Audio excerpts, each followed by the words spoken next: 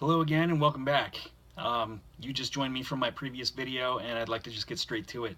If you're watching this right now, it's because you agree with me, to some extent at least, that the Bible falls very short in a lot of ways. It was not meant to be read cover to cover.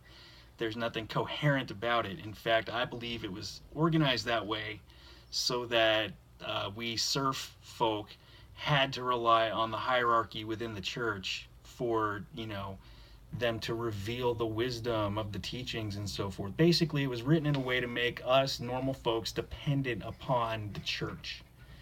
Does that make sense? Well, the church has a long history of spending more time trying to disenfranchise people than it does empowering people.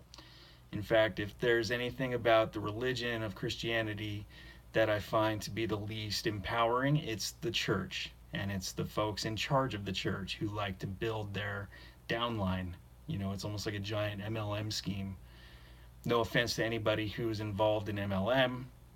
It's just sort of, I think you kind of can understand what I'm talking about, though. Anyway, with that said, I have created over the past 12 plus years a system with a very high success rate of awakening deeper and deeper levels within yourself and overcoming various obstacles along the way.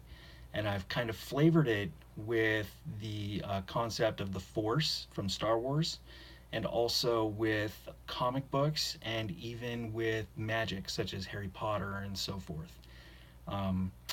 If you're okay with that, if you can kind of understand and reconcile that, you'll see how it essentially is boiling down the same teachings that you may have actually taken away or remember a little bit from the Bible and fit it together with so many of the other things. And it's not just the Bible, there's other religious texts as well. But that's the one I'm the most familiar with, and that's the one that brought us together today. So that's what I'm going to focus on right here.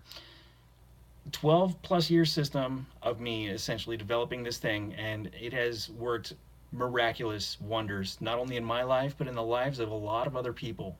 A very high success rate because it does what the Bible does not, which is give a teachable, workable, step-by-step progression to sort of moving forward. And the truth about it is Jesus was a superhero. He was a superhero, and he wanted us to be superheroes. He wanted us to follow suit. In fact, his apostles, who spent more time with him than anybody else, ended up awakening their own super abilities. They ended up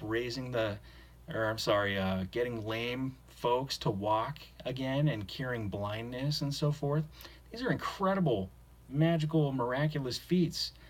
And the specific thing about them is that they denote that Jesus was not the only one to work miracles in the New Testament, which really changes everything about the church's attitude about Jesus is the one and only and we're supposed to deify him. I don't think he ever meant to be deified. I think he would be aghast to find out that the first thing the church did was put him on statues and have us all bow down to it.